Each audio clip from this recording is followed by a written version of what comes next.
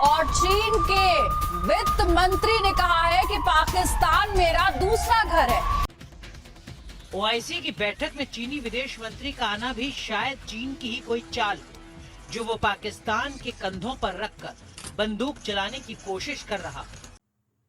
सामने क्रम गुज़श्ता रोज होने वाली ओआईसी कॉन्फ्रेंस में जहां दुनिया भर के मुस्लिम ममालिक से आए हुए लीडरान मौजूद थे, वहीं एक ऐसी शख्सियत भी मौजूद थी जो दुनिया भर के मीडिया का मरकज रही। वांग जी चाइना के फॉरेन मिनिस्टर हैं और चाइना के प्रेसिडेंट शी जिनपिंग के बाद चाइना की सबसे बाअसर तरीन शख्सियत समझे जाते हैं। गुज़श्ता रोज उन्होंने एक स्पीच की और उस स्पीच में चंद ऐसी बातें की जो दुनिया भर के लिए खास पैगाम भी थी और हमारे पड़ोसी मुल्क के मुंह पर तमांचा भी। वांग जी ने अपने खिताब में कहा कि पाकिस्तान को तो मैं अपना दूसरा घर समझता हूं, मुश्किल वक्त में इसे हम कैसे छोड़ सकते हैं। जबकि इस्लामी ममालिक के बारे में उनका कहना था कि चाइना ये चाहता है कि दुनिया के जितने भी इस्लामी ममालिक हैं उनके साथ मिलकर एक ऐसी शराकतदारी कायम करे कि जो दुनिया के लिए एक मिसाल हो। अब ये सारी बातें जब मीडिया पर सामने आई, दुनिया भर के मीडिया ने वांग जी का खिताब रिपोर्ट करना शुरू किया तो हमारे पड़ोसी मुल्क भारत में एक आग सी बर्पा हो गई। पाकिस्तान की कामयाबियों पर सीख पा भारत वांग जी की स्पीच के ऊपर भी वैसे ही रोने धोने लगा जिस तरह इमरान खान की ओआईसी कॉन्फ्रेंस की इफ्तिताही तकरीब पर भारतीयों ने चीखना शुरू किया था। भारतीय मीडिया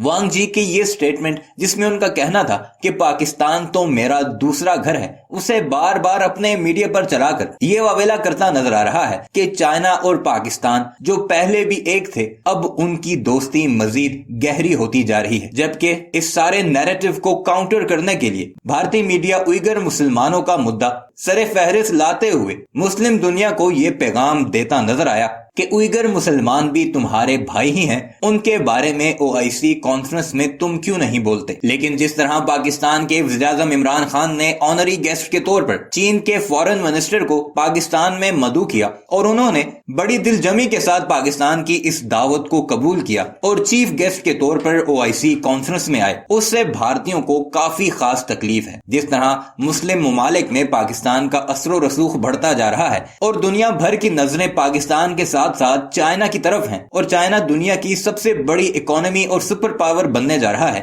उससे तो भारतीयों को तकलीफ होनी ही है। जबकि खुलेआम वज़ीर-ए-आज़म पाकिस्तान इमरान खान ने जिस तरह कश्मीर का जिक्र किया, कश्मीर के मुसलमानों पर भारत की तरफ से होने वाले जुल्म सितम पर बात की, 5 अगस्त 2019 को आर्टिकल 370 रिवोक करने पर भारत को आड़े हाथों लिया और मुस्लिम उम्मा को झंझोड़ने की कोशिश की, उस पर तो भारतीय कल से ही रोते बिलखते नजर आ रहे थे। आइए आपको लेकर चलते हैं भारत के मीडिया पर और चाइना के फॉरेन मिनिस्टर वांग जी की स्पीच पर उनकी तकलीफ आपको दिखाते हैं, जिसे देखकर और सुनकर आप महसूस भी होंगे और पाकिस्तान को इस सब पर कितना फायदा हुआ वो भी आपको मालूम पड़ जाएगा। मगर वीडियो पर आगे बढ़ने से पहले आपसे गुजारिश है कि हमारे इस चैनल को जरूर सब्सक्राइब कीजिएगा और कमेंट सेक्शन में पाकिस्तान जिंदाबाद लिखने के साथ अपनी कीमती राय का इजहार भी जरूर कीजिएगा। और वही तख्ता पलट के बीच पाकिस्तान के लिए खतरे की घंटी बज रही है। चीन ने पाकिस्तान पर जताया है अपना अधिकार और चीन के वित्त मंत्री ने कहा है कि पाकिस्तान मेरा दूसरा घर है। चीन के कर्जे में बुरी तरह से दबा हुआ है पाकिस्तान में और बढ़ सकता है चीन का दखल। विस्तारवादी चीन अब पाकिस्तान को अपना सबसे बड़ा मोहरा बना सकता है। चीन के विदेश मंत्री वांग ही खास रणनीति के तहत ओआईसी सम्मेलन में शिरकत करेंगे तो वांग ही पाकिस्तान डे परेड में भी शिरकत करेंगे। वैसे एक और बड़ा सवाल इमरान खान की नीयत पर खड़ा होता है, उनकी हिम्मत पर खड़ा होता है। इमरान खान जिस मंच से, जिस कार्यक्रम में मुसलमानों को लेकर चिंता जाहिर कर रहे हैं, उसमें गेस्ट बनाया हुआ है चीन के मंत्री को।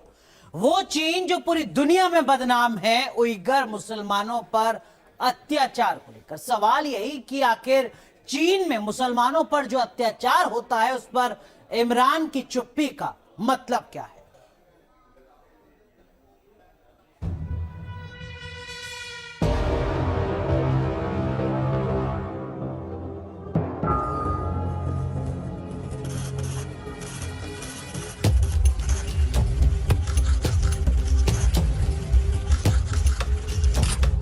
Not mercy for Muslims. He came as a mercy for mankind. He came to unite mankind. 9/11, this Islamophobia kept growing. And the reason was, I'm sorry to say, that we, the Muslim countries, did not do anything to check this wrong narrative. How can any religion have anything to do with terrorism? How was Islam equated with terrorism? ये है इमरान के Islamophobia की हकीकत। How is the man in the street in Western countries, how is he supposed to differentiate between a moderate Muslim and a radical Muslim?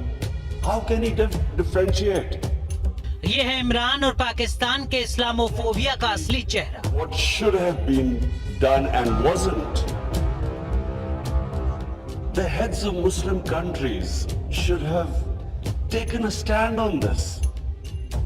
क्योंकि जिस वक्त पाकिस्तान के प्रधानमंत्री इमरान खान इस्लामिक देशों के संगठन OIC के विदेश मंत्रियों की बैठक में इस्लामोफोबिया का जहर फैलाकर अपनी कुर्सी बचाने की कोशिश कर रहे थे, मुस्लिम देशों के बीच अपनी छवि को सुधारने की नाकाम कोशिश कर रहे थे, उसी वक्त वहां पर चीन के विदेश मंत्री वांग यी भी बैठे हुए थे, जिन्हें इमरान खान ने इस्लामोफोबिया के खिलाफ हो रही इस बैठक के लिए स्पेशल गेस्ट बनाकर बुलाया था।